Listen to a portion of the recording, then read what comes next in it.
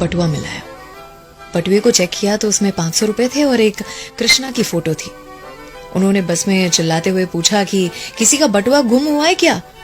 इतने में एक बूढ़े चाचा चिल्लाए और उन्होंने कहा कि मेरा गुम हुआ है।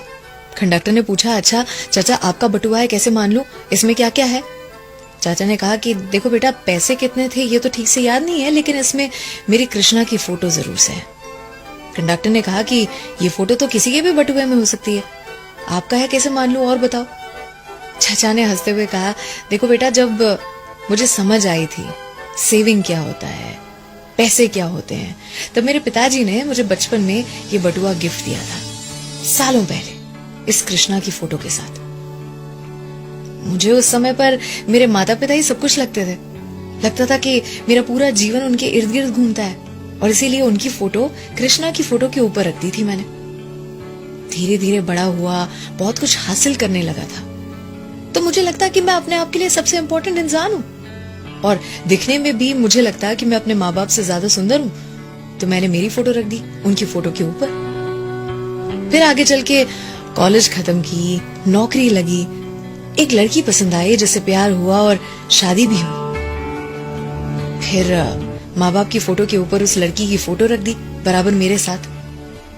जब मेरा बेटा आया इस दुनिया में तो मेरी दुनिया बदल चुकी थी, मेरे पल पल का साथी बन चुका था वो। तो बेटे की फोटो रखी अपनी वाइफ की फोटो के साथ, लेकिन वो फोटो वाली जगह में स्पेस कम थी, तो माँ बाप की फोटो बटुए से निकाल दी, और विधि का विधान देखो, उसी के साथ माता पिता भी दुनिया से चले गए। समय ने अपना कर्तव्य दिखाया और पत्नी भी चल बसी।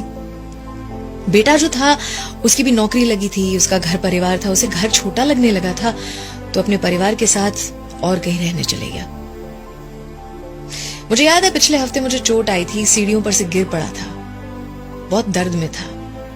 मेरे बेटे से कहा था, बेटा मेरे साथ रहने आओगे कुछ दिन, बहुत दर्द में हूं। उसने फोन पर कहा था, पापा बी स्ट्रांग, आपको अपना ख्याल रखना पड़ेगा, मेरा भी घर है, परिवार है, काम है, मुझे ये सारी चीजें भी तो देखनी है। जैसे ही बेटे ने फोन रखा, चाचा का दिल टूट चुका था।